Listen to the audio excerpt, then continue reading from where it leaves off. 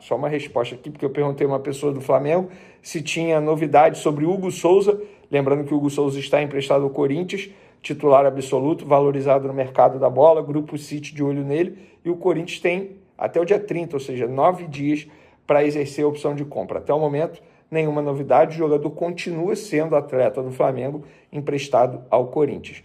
Outro assunto que eu quero abordar aqui é a entrevista coletiva do técnico Felipe Luiz. Que entrevista coletiva sensacional. Vários pontos abordados, rápida, mas ele em nenhum momento foge das perguntas, pelo contrário. Elogiando a garotada, elogiando o Matheus Gonçalves, explicou por que não começou com o Matheus Gonçalves, já pensando na estratégia durante o jogo, por conta das características do jogador. Elogiou o Guilherme, que a gente já vai falar sobre ele. Falou dos treinos desses dois jogadores, por que esses dois jogadores ganharam oportunidade. E nessa resposta, obviamente ele não cita o Lohan em momento algum, mas eu entendi que jogadores jovens que não vêm tendo oportunidade, é que não estão indo muito bem na atividade. O Lohan é um deles, um jogador que eu sempre me questiono por que parou de ter oportunidade, e pela resposta do Felipe Luiz dá a entender que o Lohan não vem treinando bem. Eu digo dá a entender porque eu seria leviano em dizer que o Lohan não está treinando bem, por isso ele não recebe oportunidade. Seria leviano da minha parte. Eu não posso dizer isso, eu não estou acompanhando todos os dias. Embora eu ouça de uma fonte ou outra como é que foi um treino ou outro, mas todo santo dia eu dizer como foi o treino, não tem como eu dizer que o Lohan vem treinando mal. Mas na resposta dele, dá a entender que outros jogadores não estão tendo oportunidades por conta do treinamento. Inclusive, repito, Felipe Luiz, a forma como ele fala, ele entende muito de Flamengo. Cada resposta dele, eu tenho certeza absoluta que ele será um baita treinador. Se vai ter sucesso no Flamengo ou não, a gente não sabe, só o tempo dirá. Mas é um profissional que tem muito potencial. Ele disse que dá treino, grava os treinos, chega em casa, revê os treinos para ver o que precisa melhorar. Então, é um profissional que tem muito futuro. Então, parabéns ao Felipe Luiz, e ele entende muito de Flamengo. Isso é importante. Um jogador que foi titular, perdão, galera, e jogou muito bem, foi o Pulgar. E uma curiosidade, ele foi o jogador que mais percorreu com a camisa do Flamengo em campo. Mais de 11 quilômetros que ele percorreu, tá? 11 quilômetros, isso é muita coisa, gente. E ele chegou a uma velocidade de 32,2 quilômetros por hora. Ele deu 11 sprints. Sprint é aquela corrida rápida, o tiro, né? Então, são números que chamaram a atenção da comissão técnica. Eu apurei essa curiosidade, estou trazendo aqui para vocês. Por quê? Foi um jogador que jogou na base de sacrifício, sentindo dores, não se apresentou à seleção chilena por conta dessas dores musculares. Então, é um jogador que a gente precisa valorizar. Inclusive, a diretoria do Flamengo perdeu uma ótima oportunidade de renovar o contrato dele durante essa temporada. Ficaram deixando para depois. E esse abacaxi, quem vai descascar será a próxima gestão. E eu digo abacaxi para descascar, por quê? Porque é um jogador que tem contrato curto, até dezembro de 2025. Se o Flamengo não abrir o olho, vai perder esse jogador que está valorizado de graça.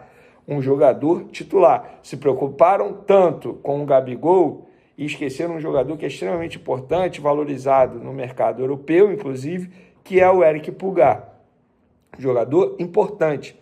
O Flamengo deixou de stand-by, botou na gaveta, são termos utilizados por fontes dessa negociação, e agora a próxima gestão vai descascar esse abacaxi, porque para renovar o contrato desse jogador vai ser muito difícil. O Flamengo vai ter que gastar um dinheiro pesado. Poderia ter renovado no começo da temporada, mas ficaram deixando para depois, tá aí. Agora, a ver em 2025 o que vai acontecer. E por falar na vitória do Cuiabá, Guilherme foi o jogador que estreou, meia do Sub-20, tem 18 anos, estreou no time profissional e estreou marcando gol. Mostrou que tem estrela, óbvio, competência também, porque ele não estava ali por acaso, é leitura de jogo. Então, mas quem é Guilherme? Muita gente me perguntou isso hoje nas ruas, da onde surgiu o Guilherme? E eu pedi ajuda ao Caio Silva, lá do perfil Flabase, inclusive abraço, Caio, tamo junto.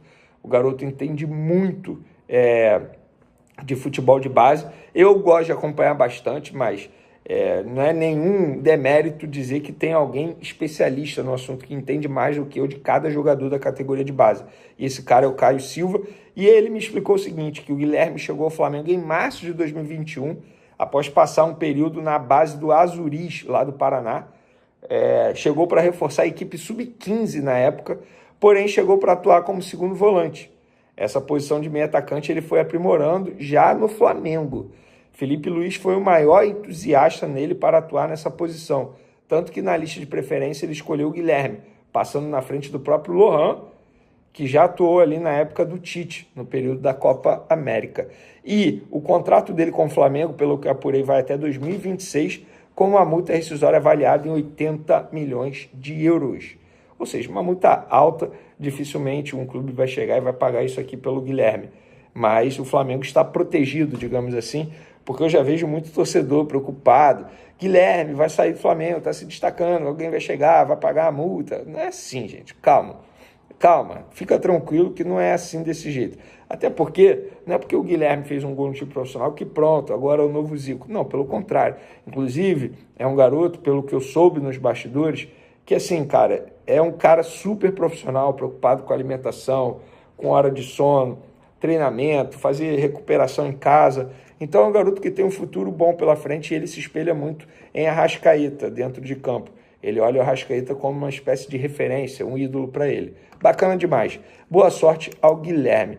Para finalizar nosso vídeo, Marcos Braz quebrou o silêncio sobre Gabigol. Em uma entrevista ao GL, disse que apenas comunicou o Felipe Luiz, que o Felipe Luiz não participou. Abre aspas. Eu comuniquei o Felipe Luiz. Claro que a gente sempre tem uma boa conversa, tem uma excelente relação com ele. Mas, para deixar claro, o Felipe Luiz foi comunicado, ou seja, não participou nada. Então, eu acredito que com o Felipe Luiz, o Gabigol não fez nada. Embora o Marcos Braz alegue, até mesmo nessa entrevista aí, que foi um fato ou outro no vestiário que fez a diretoria tomar essa decisão de afastar o Gabigol. O Marcos Braz disse que espera que o Gabigol faça um jogo de despedida, pode ser contra o Internacional, até mesmo contra o Vitória, que são os dois jogos que o Flamengo ainda tem no Maracanã, um dia 1º e o outro no dia 8 de dezembro. E outra declaração que ele deu aqui: a gente não precisa externar nem qualificar o episódio. O que posso falar é que a gente está há 6 anos na vice-presidente de futebol e sempre administrando não só situações do Gabriel, mas de outros jogadores também. A gente sempre fez com a mesma métrica. Quando a gente acha que o clube deveria se posicionar, a gente chegou e sempre fez isso de maneira pontual. São declarações do Marcos Braz. Eu tinha esperança de ajustar, sabia como era complexo, sabia o que as partes deveriam ceder. Isso não foi possível, mas eu fiquei no meio desse processo tentando equacionar esse problema. Sobre a renovação de contrato, a gente sabe que o Gabigol não vai renovar, tá? Para aquele que ainda acredita nisso, não vai. O Gabigol já decidiu que vai sair. Então, são os últimos dias de Gabigol com a camisa do Flamengo.